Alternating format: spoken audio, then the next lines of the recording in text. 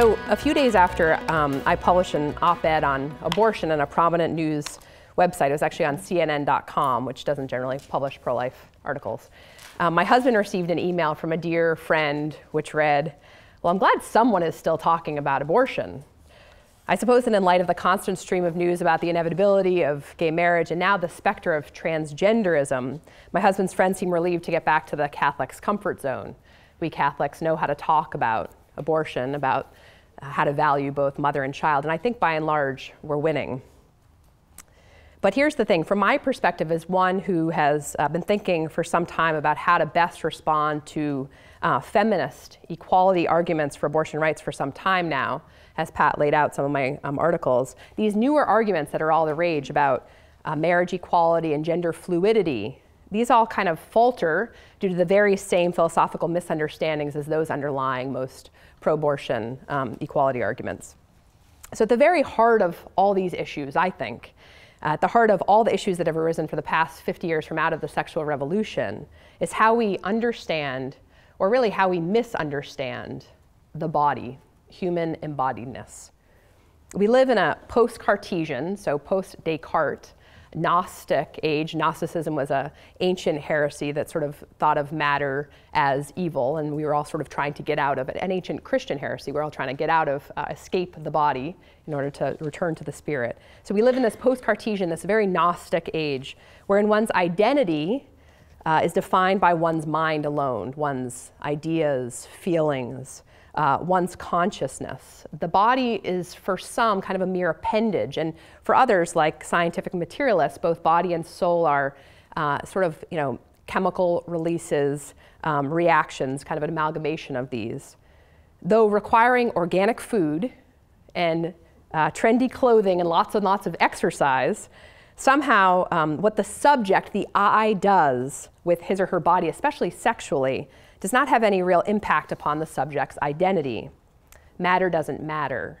The body is a mere fixture or tool to be exploited or manipulated or trimmed and toned as the I sees fit. I can use my body for sexual pleasure or release without this act really affecting the real me.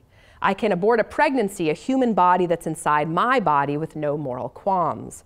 After all, that nascent human body has not obtained to the requisite consciousness to be considered another I, a subject or person with rights.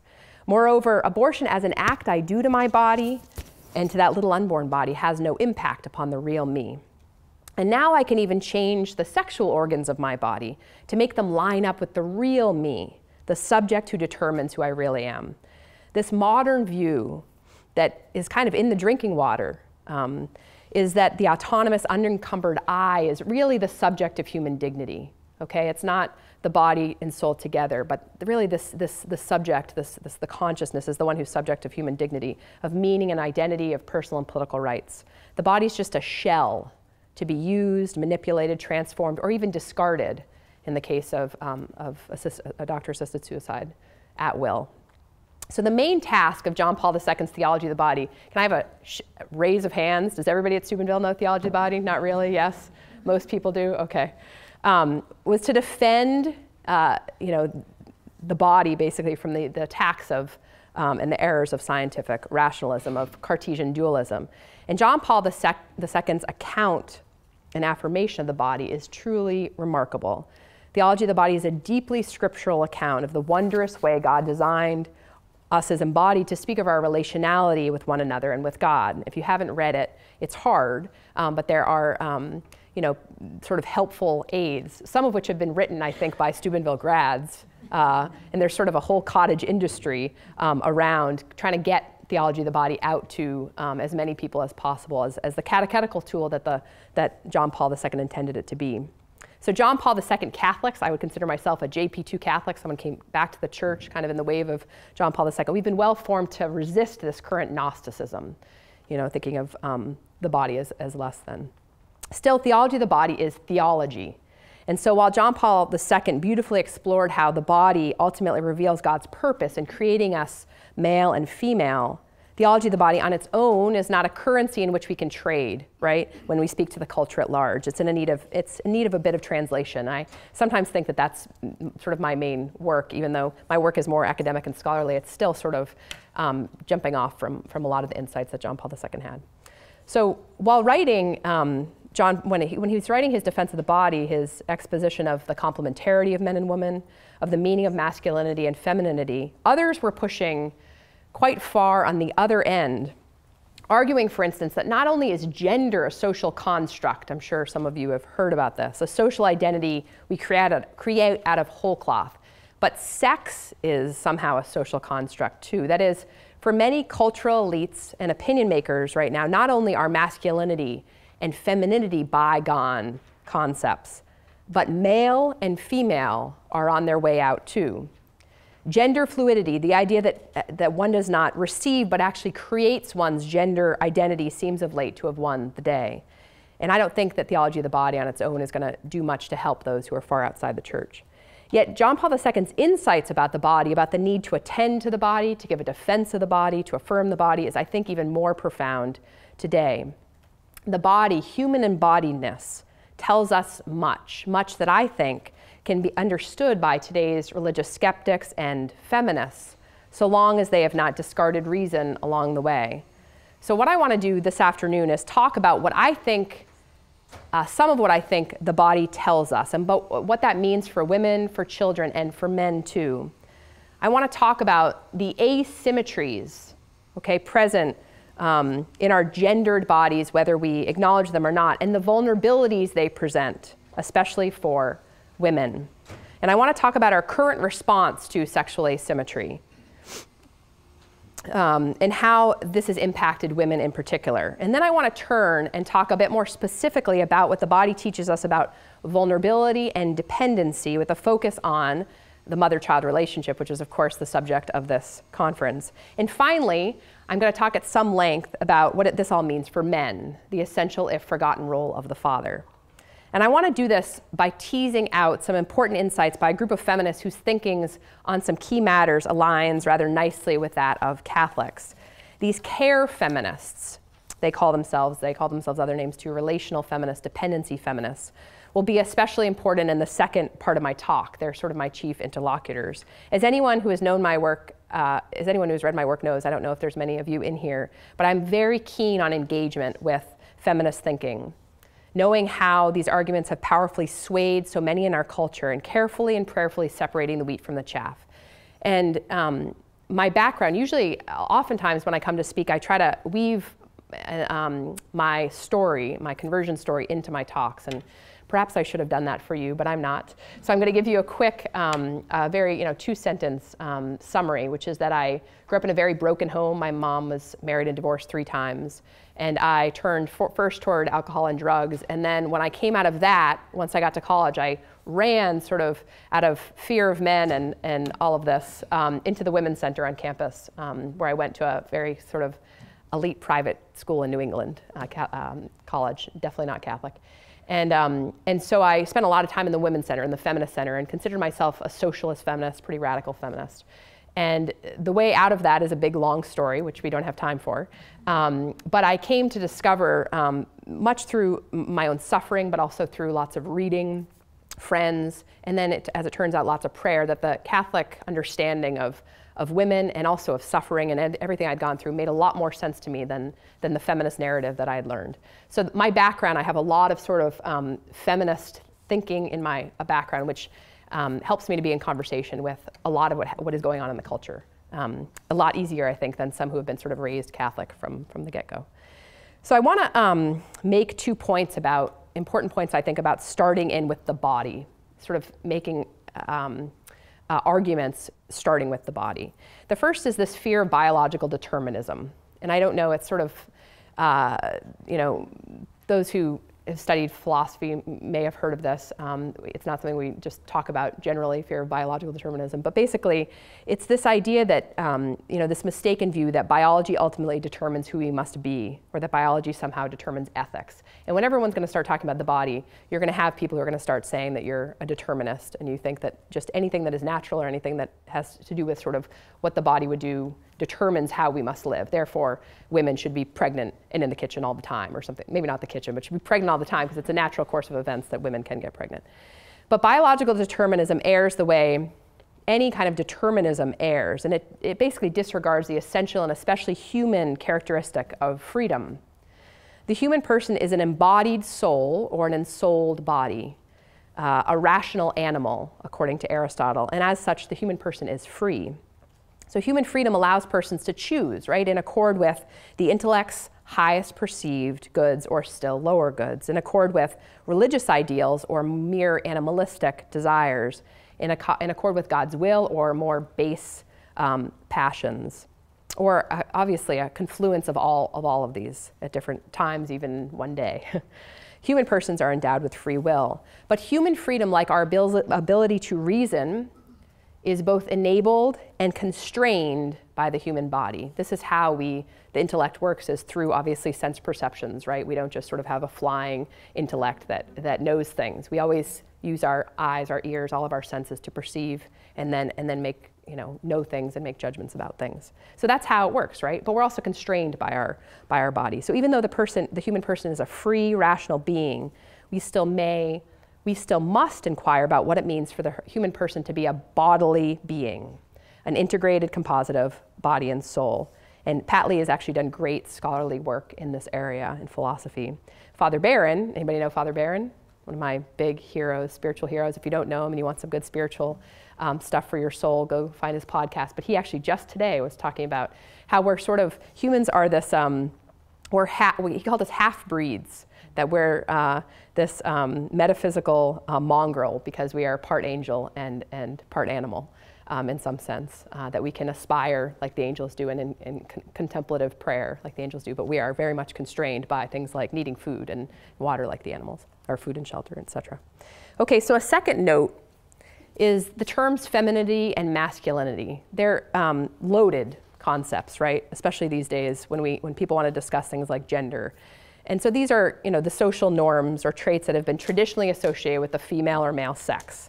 So one of the main reasons I think that many over the last half century have sought to dispense with sexual difference, right? A sense of sort of a strong difference about the difference between men and women in favor of more androgynous society. Like, there are no differences, we're all the same, men and women. Go have boys and girls, by the way, as children, and that will he'll quickly be disabused of that. But because, I think some have tried to move away from this, especially feminists, because the characteristics associated with being a woman traditionally, right? Nurture, caretaking, selflessness, have consistently, throughout history really, been undervalued as compared with traditionally masculine values of competitiveness, assertiveness, and autonomy. Masculine values have more cultural power, no doubt they always have. So in the feminist quest for equality, feminine values that one hastens to notice are also Christian values, not that some masculine values traditionally aren't, like justice and things like that, but these have been traded in for those values more associated traditionally with men, individual autonomy being foremost among them.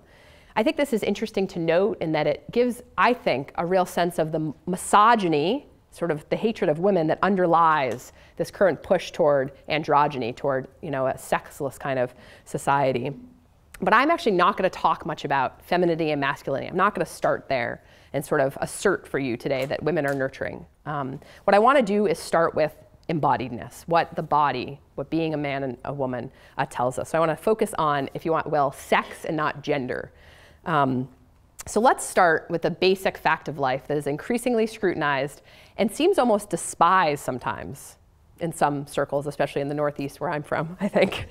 Women and men are biologically and reproductively dissimilar, right? Our bodies share many common attributes as the given bodies of Homo sapiens, but how we engage in sex and take part in reproduction is not one of them. You nursing students, I think, probably know this best out of any of us, right? The dissimilarity of our bodies gives rise, and this is the key here to this first part of the talk. Dissimilarity gives rise to sexual asymmetry. It's not just difference, there's an asymmetry, okay? This is the phrase evolutionary psychologists and biologists use to describe the fundamental reality that the potential consequences of sex are far more immediate and serious for women than men, right? We have this big term that is just an obvious, simple reality that women get pregnant and men don't. This sexual asymmetry underlies the natural vulnerability that women and children experience, a vulnerability that callous men have exploited throughout human history. So I'm going to spend a great deal of time talking about vulnerability in and of itself in a bit. But first, I want to look more closely at the gendered reality the body presents, the reality not only, again, of sexual difference, but really of sexual asymmetry. And I want to be really clear about it.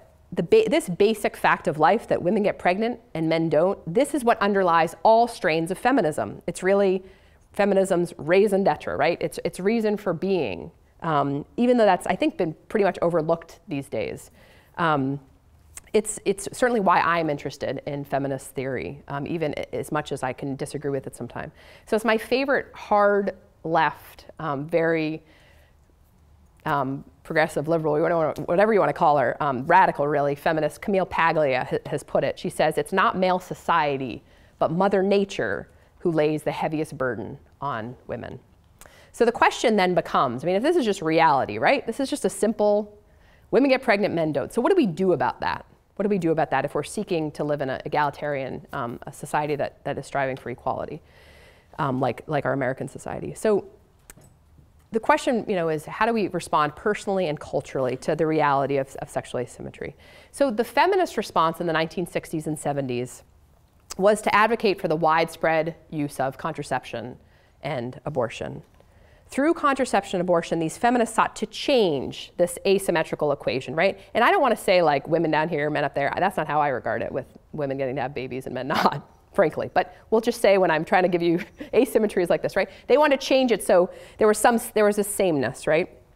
So they thought that they could equalize the sexual experiences of men and women such that women could enjoy sex without necessarily having to succumb to its reproductive consequences. Men's bodies, after all, do not carry the consequences of their fertility within them. Contraception and abortion afforded women a means to imitate this masculine detachment from childbearing. So sexual asymmetry and the vulnerability, the feminine vulnerability that accompanies it, would be cured, it was thought, by decoupling sex from procreation, right? Men get to have sex and walk away. Women have sex, and if she should get pregnant, she's got a child with her, right? She has reproductive consequence. So they thought if we just decouple sex, right, separate sex and procreation, we relieve women from the consequences of sex, and thus we equalize the sexual experiences of men and women. Okay, so this is sort of the vision of why we had the sexual revolution, contraception. I mean, to some extent, that's an aspect of it. But here's the problem. Whereas men are reproductively autonomous or detached by nature, women must act affirmatively and destructively in the case of abortion if they are to imitate male reproductive autonomy. Now, by advocating contraception and abortion as the cure, secular feminists put the onus on who? On women and women's bodies. When authentic, what I would call authentic reproductive justice, this is a term that a lot of feminists, especially out there, are using now. You'll hear it even in sort of mainstream political conversations, right? I think that authentic reproductive justice and sexual equality would require, and more about this in a minute, that men and society at large respect, protect, and support women's unique childbearing capacity. This is, of course, why the 19th century suffragists, those fighting for the right to vote, American feminists like Susan B. Anthony and Elizabeth Cady Stanton, they viewed abortion as an attack on women as women. These were our first feminists in this country. They viewed abortion as an attack on women as women. We're very pro-life. And many of the same, which fewer people know, also remain skeptical of these newly minted contraceptive methods. They, imitating male reproductive autonomy did not seem particularly pro-woman to these original feminists. But this is not all. Second wave feminist advocates of contraception and abortion not only sought the cure in women's bodies rather than in men's character and society's benevolence, in attempting to decouple sex from procreation as a means to equalize women's sexual experiences to those of men. It looks as though feminist advocates may have ended up exacerbating, right? Making worse the sexual asymmetry they hope to relieve, and also the vulnerability they hope to relieve. So more than 50 years after the pill was introduced in 1960, more than 40 years after Roe versus Wade, nearly half of all pregnancies each year are still unintended. There are more than 1 million abortions a year, half of which the Guttmacher Institute tells us are due to failed or misused contraception. Thus, even after all this time, even after all these attempts to ignore or reject these bodily realities, they persist. Sex still makes babies, and women are still the ones whose bodies are bearing them. So contraception and abortion haven't equalized the sexual experiences of those of men and women. They haven't relieved women of the consequences of sex or the vulnerabilities of pregnancy. What they have done is detach men even further from this procreative potential of sexual intercourse, offering men the illusion that sex can finally be completely consequence-free. So what has reproductive freedom really meant then? Well, women continue to negotiate all that comes with reproduction, and men enjoy the freedom of sex without consequences, the freedom to have sex and walk away. So as a number of economists, sorry, you probably don't want to hear what economists think, but I'm going to tell you anyway. A number of economists over the last 2 decades have actually spent some time thinking about what happened with the sexual revolution, because this is a kind of a big deal, major family breakdown. What they saw was, out of wedlock, you have 1960s and 1970s, out of wedlock births, non-marital births are at about 5%. Suddenly there's just a major increase. Okay, I mean, you have up to 40% and 70% now among African Americans. So, economists want to look at this. Why? Because they generate models to look at sort of how individual choices affect other individual choices, how they work together. And so they have sort of a rational basis to understand how human relationships work.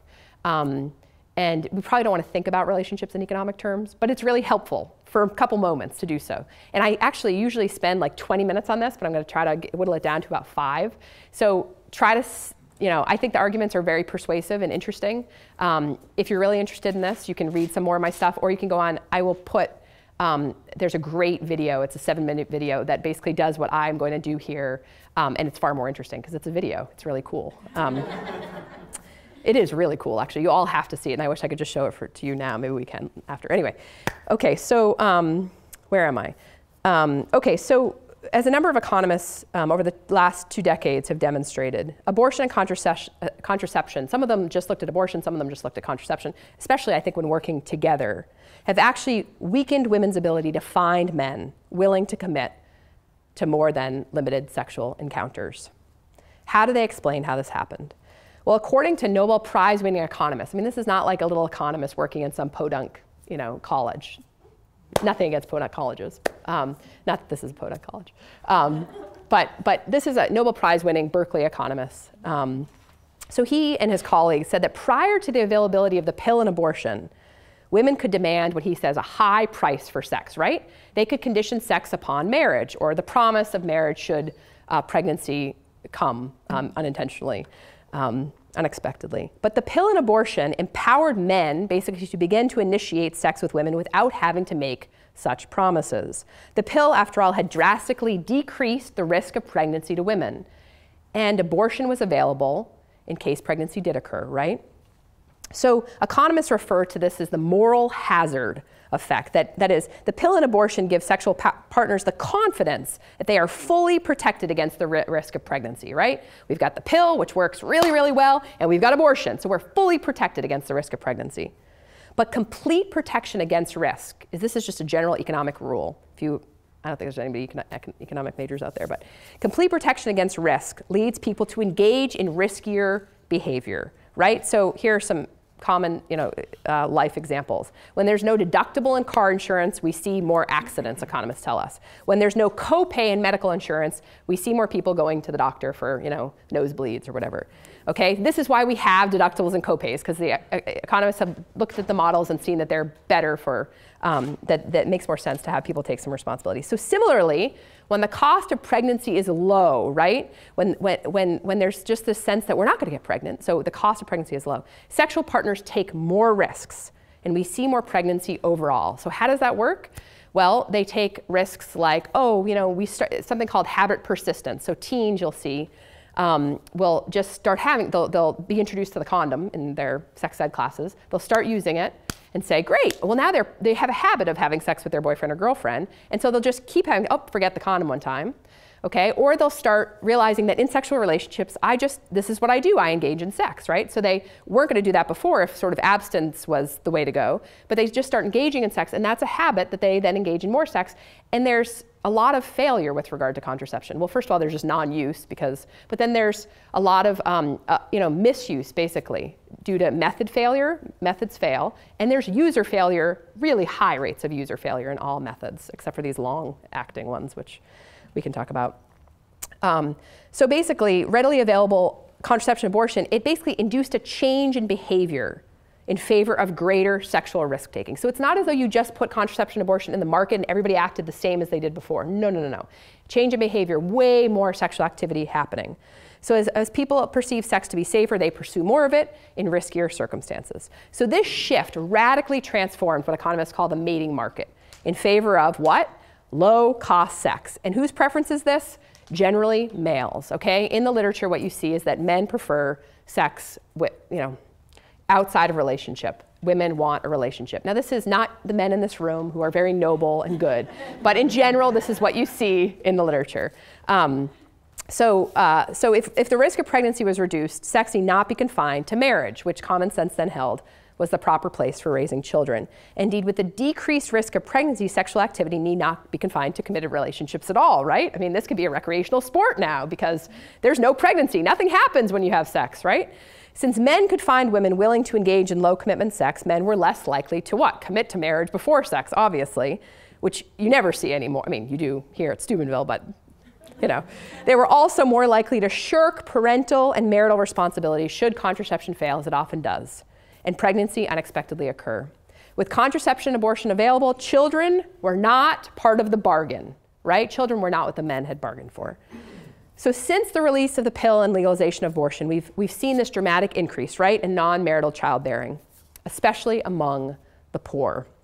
This is counterintuitive, totally counterintuitive to those who think widespread contraception and legal abortion should have decreased single motherhood. I mean, this was the push back then. It's still the push. If you listen to Nancy Pelosi or anyone, they say, well, how could you think that, of course, we need to dump more contraception into poor neighborhoods or more contraception, because of course it's going to reduce single motherhood. This is the argument you always hear, but now we've seen laid out why that doesn't work. Okay, you've probably had a sense of that, but now we see change in behavior, right? So as Akerlof showed, some women, and this gets to the single motherhood point especially, some women, especially among the disadvantaged, are simply not willing to abort their children when they become pregnant due to non-use, misuse, or failed contraception. There's a great book called Promises I Can Keep, really, really good book about why women in disadvantaged situations opt to get pregnant basically when they're not married. Really great book. And then there's just a study recently that showed, I didn't get to read the whole thing, but basically showed how in poor neighborhoods, poor women tend to not go for abortion in nearly the rates that wealthier, more educated women do. So as sex outside of marriage increased, so did single motherhood. And the availability of contraception has, in this culture-wide shift, so decoupled sex from procreation and procreation from marriage that these poor women often have to go it alone without a father there to support them. And the results are bitter for single moms. It is the leading indicator of poverty, and there's a lot more ills that go with it, which we will talk about later in the fatherhood section of my talk. And so, for Akerlof, the pill, that little pill, had a lot to do with the crises we see today. So abortion, of course, provides no free and easy alternative for women, with scores of study indicating an increased risk of placenta previa and preterm birth and later pregnancies. And though far more controversial, which Priscilla Coleman I think is talking about tonight, is the increase in psychological issues as well. So finally, casual sex is not itself is disproportionately casual sex itself has a disproportionately negative effect on women, and sex difference in our bodies plays a large role. So oxytocin. Has anybody studied about oxytocin yet? So oxytocin is released in a woman's body during pregnancy and breastfeeding. They call it, they call it the cuddle hormone, I think? The bonding hormone. Well, it's a bonding hormone, right? It's released during pregnancy and breastfeeding. It's also released. Now, I've just learned, I thought it was just released with women and sex. That's not true. It's released in both, but because of female hormones enable oxytocin to sort of work much more, whereas testosterone, male hormones, tend to suppress the effects of the bonding hormone. So anyway, that's a whole nother talk that one of you will someday give a lot more. But basically, there's this bonding that happens with a woman when she has sex, right? That is far more than with a man. So no fault of her own, and regardless of her intentions or desires to remain emotionally detached, like in this whole hookup culture, they want to remain emotionally detached. Women remain far more connected after men do than men do after sex. And furthermore, due to women's distinctive anatomical structure, women are at far greater risk of contracting STDs, which also affect women far more profoundly, including an increased risk to women's future fertility. Okay, so hopefully I persuaded you with a lot more words than I was intending to, so I have a lot more of this talk to go, and hopefully you're enjoying it because there's a lot more. But anyway, I hope I persuaded you, if you were in need of any persuading, that there's plenty of evidence that our culture's current response to sexual asymmetry has not benefited women, much to the contrary. For women who hope to have and raise a family, which is really the great majority of women, whether they be privileged and educated or poor with less education, traditional or more progressive, homemakers or more professionally inclined, this feminist quest to imitate masculine reproductive detachment from childbearing works very much to women's disadvantage. Yet this is the going thing. This is how our law works right now. This is culturally speaking how it works, is to imitate sort of the male model. And it's the not good male model. You know, it's this detachment from childbearing. So what's the better response? So that's the second half of my talk. So in short, it seems that our culture must acknowledge sexual difference and, more importantly, sexual asymmetry and the vulnerability inherent in childbearing and in caregiving. So let me now turn to the subject of vulnerability. I want to map out what I think our embodiedness teaches us about vulnerability and dependency, and what I think that means for the vocations of motherhood and fatherhood. Now, for most feminists, who again I like to have as my respondents here, especially the most vocal, acknowledging women's vulnerability is playing right into the hands of who? The patriarchy, right? Do you guys even use that term around here? A lot of people do. So it's like suggesting that women ought to remain barefoot and pregnant or relegated to the kitchen. But there's a strain of feminists, as I mentioned, called care feminists, relational feminists, dependency feminists, for whom Carol Gilligan was, you guys remember Carol Gilligan, she was kind of one of the main first ones. For these feminists, human vulnerability is simply reality, okay? And it's a reality most worthy of our attention and deliberate response.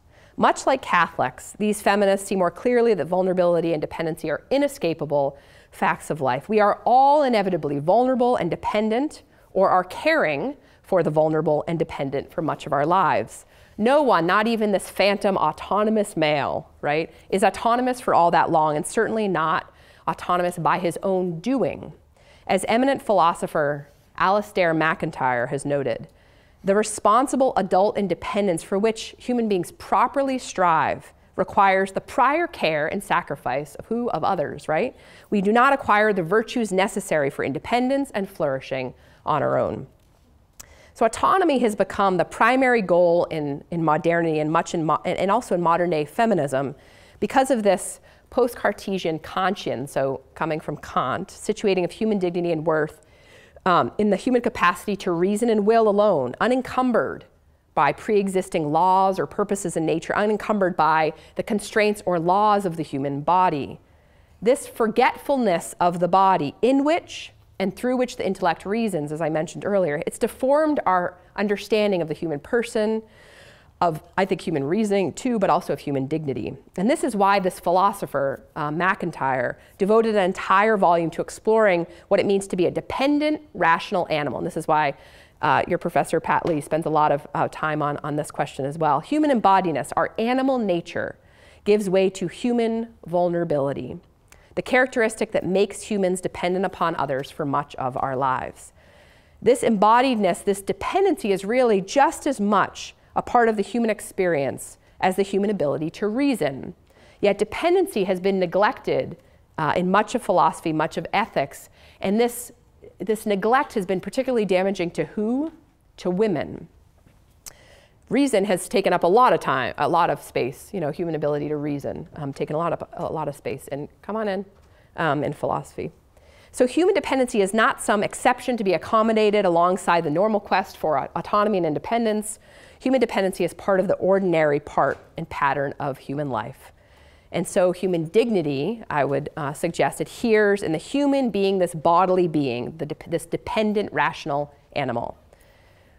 So human beings are different from other mammals in a number of important ways, but among the most important for our purposes today is the extended juvenile period in humans, longer than any other mammal. This long period of maturation in humans allows for the development of these virtues, right, needed for independence and flourishing, but it is costly and time-consuming to those giving care. Human vulnerability and dependency create the need for caregivers. Indeed, in a civilized society, the moral duty that some others give care. But caregiving greatly limits the caregiver's autonomy. So here is care feminist philosopher Eva Feder-Kitte. She's argued for the human dependent to really thrive, to reach a level of independence necessary for his own flourishing, it is morally incumbent upon his caregiver to truly, authentically care for the dependent and his often demanding needs, even if this comes at great sacrifice to the caregiver's own needs. I mean, that's true care, right? Is authentically caring for whatever needs are presented. That's true care, and sometimes it comes at sacrifice to the caregiver. As Kitte explains, the caregiver's caregiving status, her nurturing, her duty to love her dependent selflessly have now made her vulnerable, right? They've made her vulnerable and dependent, not to the full extent of the dependent, of course, but to such an extent that she needs the help of another who can provide for her needs while she selflessly cares for her dependent's needs. So according to Kitte, the caregiver needs what? A provider. Yes, this old-fashioned term is used explicitly by feminist Kitte. So more about providers in a minute. Now, women, of course, throughout all time and in all societies are far more likely to be the primary caregivers of children and other dependents. So why is this? Well, the feminist line, by and large, is that this is due to social construction. This is what the powers that be, the men, have wanted it, and so this is how it's been and continues to be. But social construction doesn't account for the large percentage of highly educated women in today's rather egalitarian society who leave their impressive careers to return home to care for their children entirely or at least part-time. It doesn't account for liberated women, right, who want to endure the sacrifice of giving care. So this theory of social construction ultimately can't make sense of this all because it neglects human embodiment. I mean, this is sort of obvious, right? But the vulnerable human being enters the world how? Inside his mother's body, his body within her body. Indeed, her body naturally provides complete nourishment for his body when he emerges from the womb, and for several months, and for some people, well, not complete nourishment for several years, but some nourishment too for several years thereafter, obviously in breast milk. Mothers, by definition, are the custodians of vulnerable human life. Indeed, because the unborn human being is dependent upon its mother in an exclusive way, such that only she can meet the unborn child's needs, mothers have a special, affirmative duty of care to nurture the unborn child, never to destroy it. But in bearing new life and in sacrificing their autonomy to care for this life, and this is where this feminist Kitte's insights become poignant, mothers too become vulnerable. In caring for those who are specially dependent upon them, they too become dependent. And their own dependency makes them vulnerable to exploitation and domination by others, especially upon those upon whom they rely for support. So most care feminists who have done the thinking about vulnerability and dependency in caregiving acknowledge that women historically have done much of the care and still do to this day. And even though they may think that these desires may be due to social construction instead of women's nature or something like that, these particular feminists, these care feminists, they do acknowledge that some women, most women even, enjoy giving care.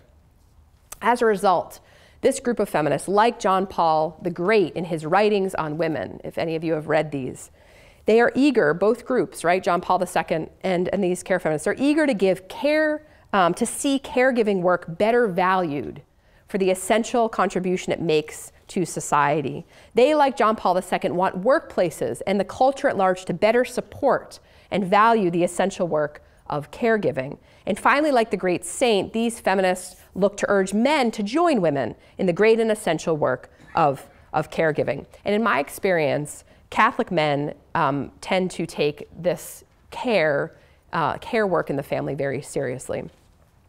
So the flourishing of society depends upon those who willingly undertake the care of the next generation. It is incumbent, I think, upon society, and we could talk about what that might look like, but it's incumbent upon society to respect, honor, and support caregiving work. So though care feminists are cautious of valorizing motherhood the way the church does, right, in the person of Mary, I mean, we very much valorize motherhood. And these care feminists are inexplicably in favor of abortion. I mean, this is really the part that I find most incredible in light of a lot of their writing. Some have referred to abortion as a responsible parenting decision. And again, we can talk about that because I've read a lot of that if you're interested. But these feminists are eager to shore up motherhood, support for motherhood, in a way that autonomy feminists like, say, Justice Ginsburg are not. And so I'm very thankful for their cutting edge work in this regard. But most care feminists do not see a differentiated role for fathers. Okay, so now we're going to talk a bit about fatherhood. So, sorry, I keep tapping my microphone. So on their view, if men are going to be involved, which of course they hope that they will be, then they ought to step into the nurturing role and take over a piece of the caregiving work traditionally performed by women. This frees women up to participate in the workplace and allows men to experience the merits of caregiving for themselves and for their children. In some cases, this care sharing, maybe we could call it, works very well.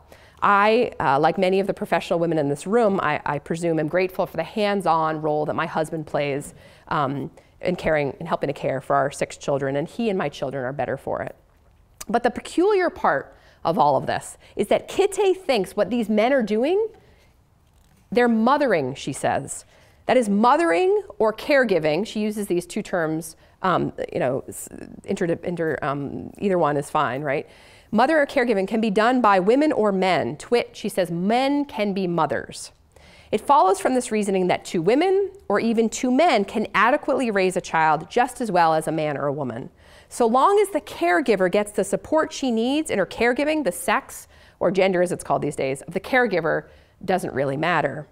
2 parents are better than 1 in meeting the needs of the children. 2 parents have more resources to offer. And indeed, if they are thoughtful about it, they say, these non-gender specific parents can just as well contract out the caregiving role to another altogether. Thus the push for high quality universal daycare among all feminists. And if there's no spouse to support the caregiver, the provider may just as well be a generous welfare state. And so here's where I disagree with the care feminists, and the disagreement really is as crucial as the agreement. For these feminists, fathers can and should stand in for the mother in this vertical relationship between mother and child. But the father's manness does not make any unique contribution in this view to the healthy upbringing of the child. Indeed, in their view, I think, the father qua father is anathema. His traditional role as sole provider worked only to compound the traditional mother's vulnerability as caregiver, because in exclusively providing for her needs, she was put in this far weaker position of relational power. This inequality gave him power to dominate over her. Thus, the women's movement, thus the view that traditional marriage is inherently bad for women, thus the assumption that women must maintain some work outside the home so she does not become too financially dependent on the one who may dominate or desert her. So inasmuch as I agree that men can and should be nurturing, and that some may even succeed as the primary caregivers of their children. I don't know if Steubenville has any stay-at-home dads. I also think that fathers have a unique and distinctive role. Fathers are not just second-rate mothers, which is often how they're portrayed, right? I actually had someone after the, just recently after I wrote, in response to the CNN article I wrote, which is along the lines of this, just in a really short version. He sent me an article that I just read this morning on the way here about maternal chauvinism.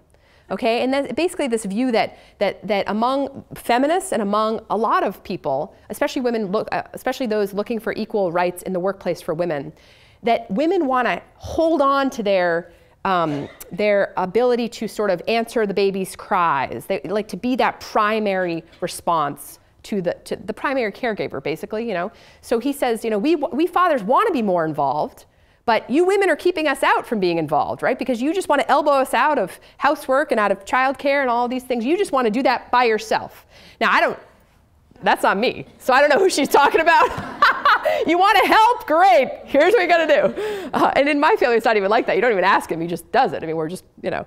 But anyway, apparently there's this group, you know, who this writer's accusing of being a maternal chauvinist. Anyway, so fathers are not just secondary mothers. So I want to return to the body now to sort of understand why this may be the case.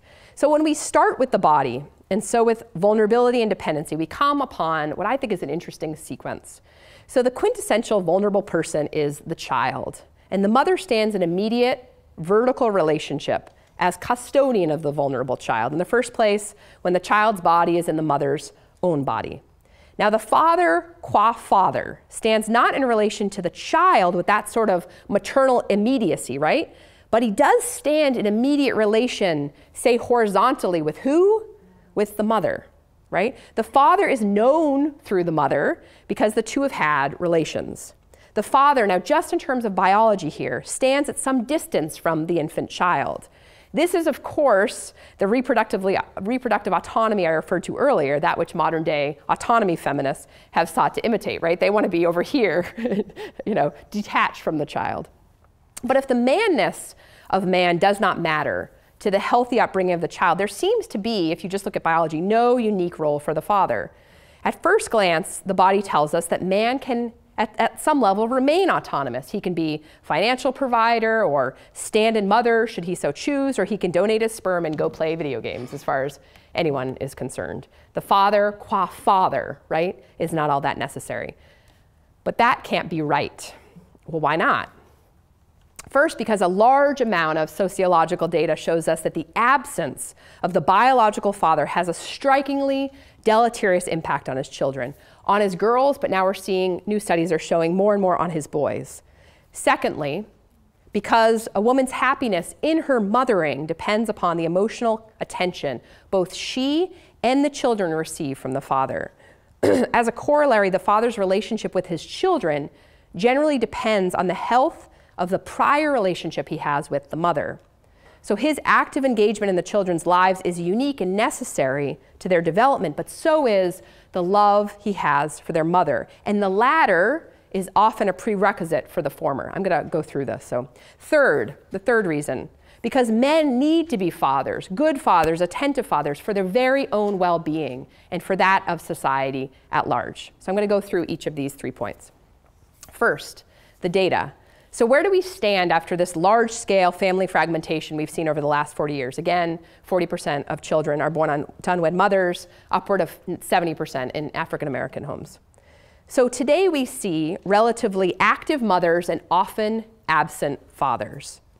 This in itself, I think, testifies to this stubborn maternal embrace of dependence, even when doing so requires much and comes at great sacrifice for these women. But the absence of fathers has been devastating for the children. Study upon study reveals the following. Children who grow up in a home without their own father are far more likely to end up in poverty, suffer neglect and abuse, use drugs and alcohol, drop out of school. Boys show higher levels of aggressive behavior and are more likely to commit crimes. Girls are more likely to engage in early sexual activity and become pregnant as adolescents. So recently, as I mentioned, researchers have reported that sons raised by single mothers fare even worse than daughters in the same situation. New York Times columnist Ross Dyad has noticed the compounding effect, or you could say the negative feedback loop this problem presents, wherein a boy raised without their fathers are unlikely to ever grow up to be marriageable men themselves, locking in, Dyad says, a world where boys don't have fathers around to model masculinity and a dating scene where women don't have enough plausible mates to choose from. There's another, a woman at the Brookings Institute, which is a liberal think tank, Elizabeth Sawhill, I think is her name. But she also says, well, counter to that, women are also not that marriageable anymore either, especially in poor areas, disadvantaged areas. Why is that? Because they have children from other men. And most men don't want to marry a woman who has children from one man, two men, you know what I mean? So there's a lot of unmarriageable people around, especially in a population which really needs marriage, because marriage is a wealth producer, an income producer. So while some mourn the loss of the father in the lives of children, others, as we've seen, are anxious to replace the father with a generic provider, even if that be state financial and other assistance to the mother. But welfare assistance and universal daycare, no matter how generous, cannot provide mothers with the emotional supports they need to mother their children and flourish while doing so. So this is point 2 in my 3 points.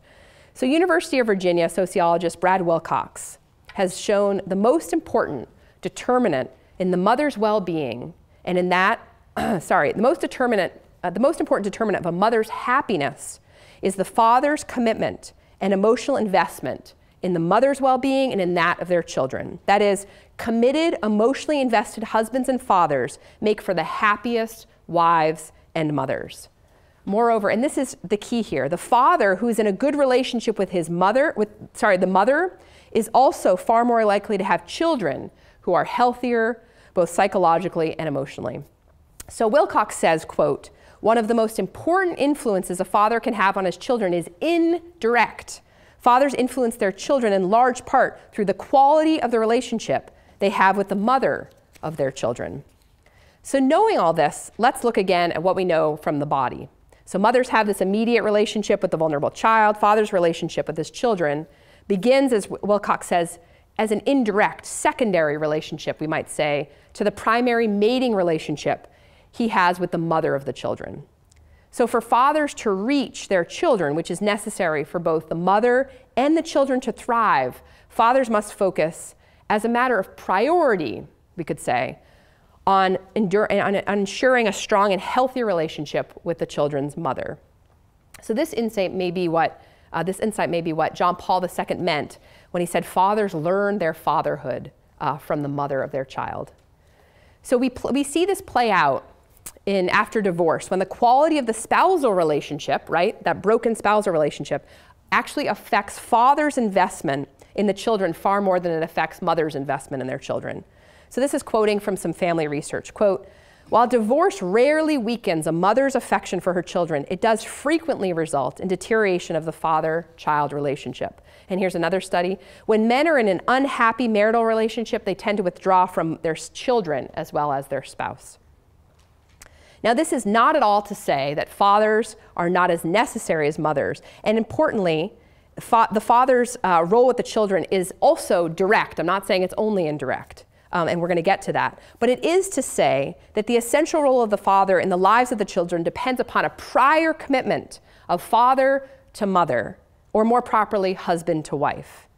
After all, where mothers are attached to children by birth, it is the institution of marriage that is the cultural means of attaching fathers to mothers and to children. Thus, among the most important of the father's unique roles is that he loves and respects his children's mother, and that he demands that the children love and respect her as well. Now again, please don't misunderstand. So just as a father can love and nurture his child, but ought not be considered as a second fiddle mother, a father is not only a support for the mother, as though mothers with paternal support were all that a child needed. The father's active presence to the children themselves is also necessary. So I want to say it's necessary, but just not sufficient. While the data on the consequences of the father's absence is far more abundant than the data showing the precise mechanism by which a father directly contributes to his child's well-being, that data is growing. And please, if there's anybody who wants to go into research, it's a really important area of data, is that father's particular influence on the children. Fathers who are attentive and caring presence in their children's lives have much better educational outcomes overall. Attentive fathers seem to be a determining factor in the social and emotional well-being of their children, with these children showing more emotional security, confidence in exploring the world, ability to deal with social stresses, and better social connections among peers. Researchers point to fathers' propensity to engage their infants, and especially their preschoolers, in stimulating rough and tumble play, as the reason for their children's superior ability to regulate their feelings and behavior. When Pat and I were emailing back and forth, he gave the example of, a child being thrown up in the air. Well, and then another parent saying, "No, be careful." Now, which one is which? I mean, we know which parent is which in that situation. Boys with attentive fathers have better impulse control, studies show us. And fathers more than mothers tend to encourage children to do things for themselves at a young age with an eye toward ensuring their competence and confidence in the world later in life. I mean, our perfect example in my house is the park was half a mile away, and the little kids would walk. And I'd say, "We got to take the wagon." And he'd say, "No, they're walking." "No, we got to take the wagon." "No, they're walking." Of course, I always won, and he said, "And that's greatly to our detriment," or their detriment now, right? They should have just walked. But this would be, this interplay.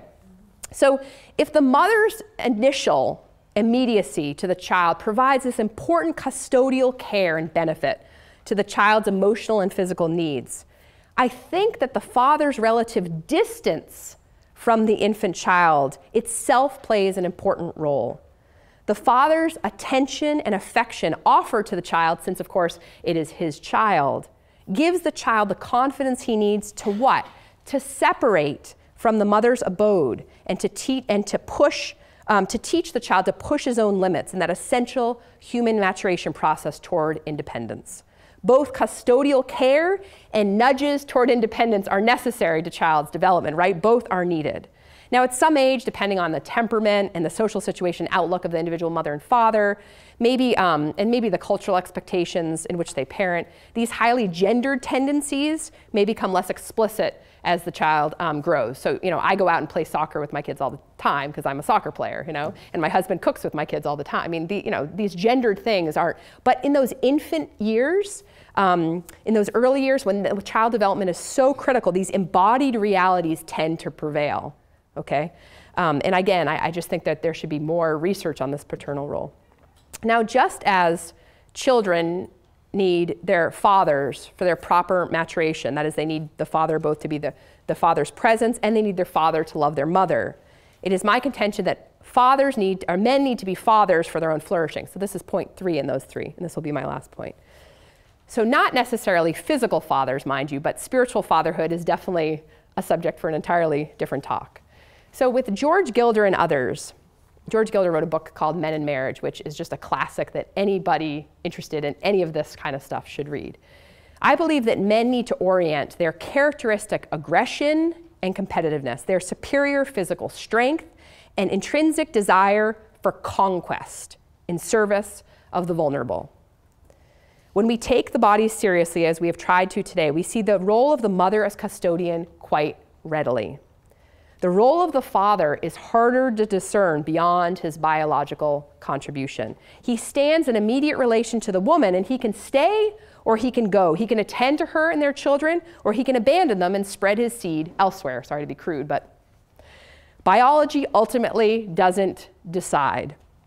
So it is a child-centered, a woman-centered culture, a chivalrous culture, a culture that believes in the moral duty to care for the vulnerable, that demands that the father stay, that the father be a father.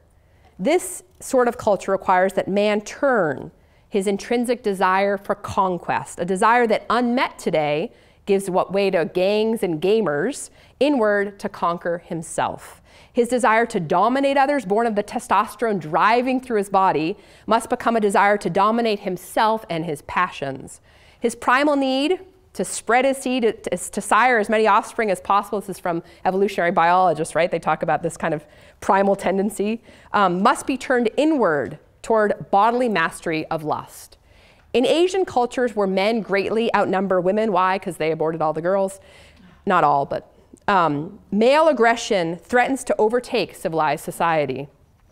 On the other hand, testosterone levels drop when males become fathers, and they drop even more when men are attentive fathers, the studies show. This self-possession that fatherhood properly requires vitiates against external acts of aggression, so long as the man both recognizes and is supported in his vocation to master himself for the good of his wife and children. So Rousseau, I think, was right that woman has a civilizing effect on man, but it isn't because of a woman's natural virtue. She can be vicious too, but because of sexual asymmetry. Woman's experience in vulnerability and dependency in reproduction and caregiving make her more in tune with the vulnerable and dependent. This is the feminine genius that John Paul II spoke of, that ability to see the dignity and value of each person regardless of his or her utility. I'm seeing that I've gone on far too long. So I just want to just say that, you know, when we give pride of place to the vulnerable, as the churches want to do, especially I think in the person of Pope Francis these days, the woman is really the place of abode, so to speak, where all the action, the sacred, wondrous, life-giving action is. And man finds a purpose for his body's power and aggression when it is put in service of the vulnerable and those who care for them.